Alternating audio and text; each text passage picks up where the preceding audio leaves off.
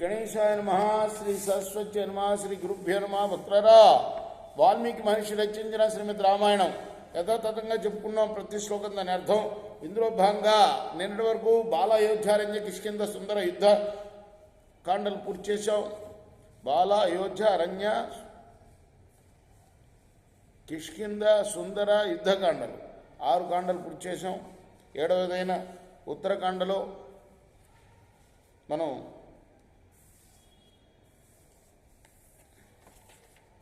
87 అధ్యాయాలు 87 సర్గలు పూర్తి చేశాం. ఈ రోజున 88వ సర్గను ప్రారంభం చేద్దాం. ప్రారంభించే ముందు వాల్మీకి మహర్షిని ప్రార్థన చేసుకుందాం. కూజంతం రామ రామేతి మధురం మధురాక్షరం ఆరుహ్య కవితా శాఖం వందే వాల్మీకి కోకిలం అంజనానందనం వీరం జానకి శోకనాశనం కపీశమక్షంతారాం వందే లంకాభయంకరం. సదా నింబవృక్షస్య మూలాధివాసాత్ సుధాశ్రావిణం తిక్తమప్యప్రియంతం తరుం కల్పవృక్షాధికం సాధయంతం నమామీశ్వరం సద్గురుం సాయినాథం. సమర్థ గురు సాయినాథ్ మహారాజ్ की जय.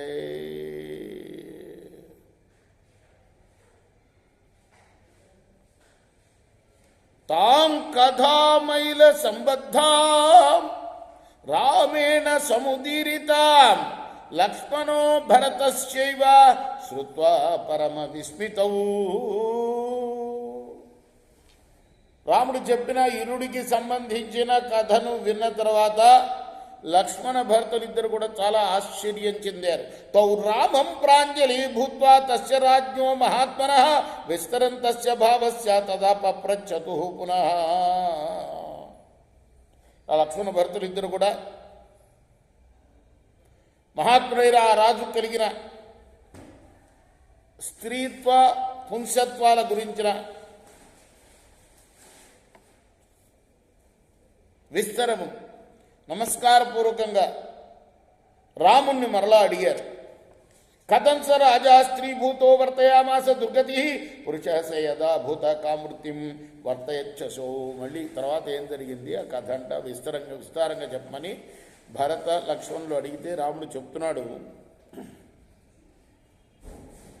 ఇంకా ప్రశ్న పూర్తిగా లక్ష్మణ భరతులకు. దుర్గతిని చెందిన ఆ రాజు స్త్రీ అయినప్పుడు ఎలా ప్రవర్తించాడు, పురుషుడైనప్పుడు ఎలా ప్రవర్తించాడు. తయోస్తత్ భాషితం శ్రుత్వా కౌతూహల సమన్వితం కథయామాస కాకుత్సా తస్య రాజ్యం యథాగతం. కుతూహలంతో ఉన్న ఆ లక్ష్మణ భరతులిద్దరికీ ఆ తర్వాత జరిగిన కథను రాముడు ఈ విధంగా చెప్పాడు. తామేవ ప్రథమం మాసం స్త్రీ భూత్వా లోకసుందరి తాభి పరివృతా స్త్రీభిర్యేస్య పూర్వం వదా పదానుగా తత్కారణం విగాఖ్యాసు విచక్రే లోకసుందరి ద్రుమకుల్మలతా కీర్ణం పద్భ్యాం పద్మధరే క్షణాం. మొదటి మాసంలో స్త్రీగా అయింది ఆమె అనాలి. ఇల మహారాజు స్త్రీగా మారిపోయాడు, లోకసుందరిగా మారిపోయింది. తనను అనుసరించి వచ్చిన వాళ్ళు కూడా స్త్రీలుగా మారిపోయారు. పద్మ పత్రాలు లాంటి నేత్రాలు గల ఆ లోకసుందరి తన పాదాలతోటే, సుకుమారమైన పాదాలతోటే అక్కడున్న వృక్షాల వెంట, పొదల వెంట, లతల వెంట తిరిగింది. వాహనాన్ని చ సర్వాణి సంచక్త్వా వై సమంతతః పర్వతా భోగ విపరే తస్మిన్ రేమే ఇలా తదా.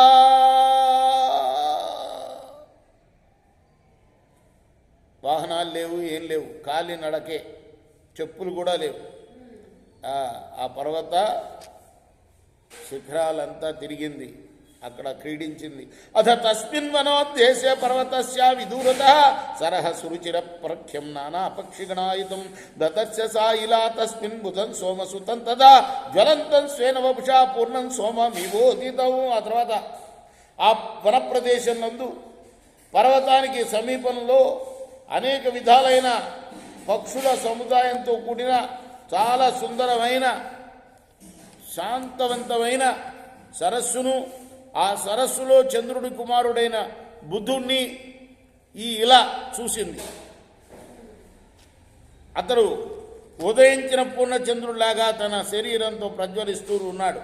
తపంతంచ తపస్త్రీవర్ తపంతంచ తపస్తీవ్రమో మధ్యే దురాసదం యశస్కరం కామకరం దారుణ్యే పర్యవస్థితం.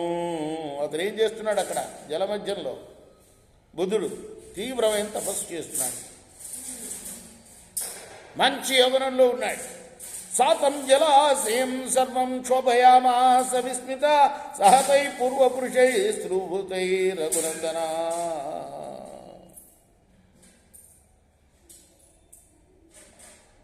ఆమె ఏం చేసింది? ఆయన ఒక గొప్ప జల మధ్యలో మంచి అందగాడై తపస్సు చేస్తున్నాడు. ఈమె తన పురుషుడుగా మారిన తన స్త్రీలతో, తాను స్త్రీగా మారింది, తనతోటి ఉన్న పురుషులందరూ కూడా స్త్రీగా మారిపోయారు. వాళ్ళందరూ కలిపి సరస్సులో స్నానం చేసి సరస్సును క్షోభింపజేస్తున్నారు. బుధస్ఫుతాన్ సమీక్షైవ కామబాణవ సంగత నోపలేభే తథాత్మానం సత్యచాల తథాంసి. బుధుడు ఆమెను చూడగానే మన్మథ బాణాలకు వశుడై మనస్థైర్యాన్ని కోల్పోయాడు, చలించిపోయాడు. ఇలా నిరీక్షమాణస్థో త్రైలోక్యాధికాం శుభాం చింతయామాస కామార్థ కాందీయం దేవతాధికా. ముల్లోకాల్లో కూడా అటువంటి సౌందర్యతని ఆయన చూడల. అటువంటి ఆమెను చూస్తూ కామార్థుడై దేవతల కన్నా అధికురాలుగా ఉంది ఈమె ఎవరో కదా. నా దేవేషు నా నాగీషు నా సురీ స్వప్సరస్సు దృష్టపూర్వమయా కాచిద్రూపేనైనా శోభిత. నేను దేవతా స్త్రీల్లో కానీ, నాగస్త్రీల్లో కానీ, అసుర స్త్రీల్లో కానీ, అప్సరస స్త్రీల్లో కానీ ఇటువంటి అందాన్ని చూడలేదు. సదృశీయం మమ భవేద్యది నాణ్య పరిగ్రహ ఇది బుద్ధిం సమాస్తాయ జలాత్కూలముపాగమాత్. ఈమె గనక ఇతరుల భార్య కాకపోతే నాకు తగిన అమ్మాయి అవుతుంది ఈ అమ్మాయి. ఈ విధంగా ఆలోచించి అతడు నీటి నుండి ఒడ్డు మీదకు వచ్చాడు. మిగతా కథ రేపు పూర్తి చేద్దాం. కృష్ణార్పణమస్తు. సాయి కృష్ణార్పణమస్తు.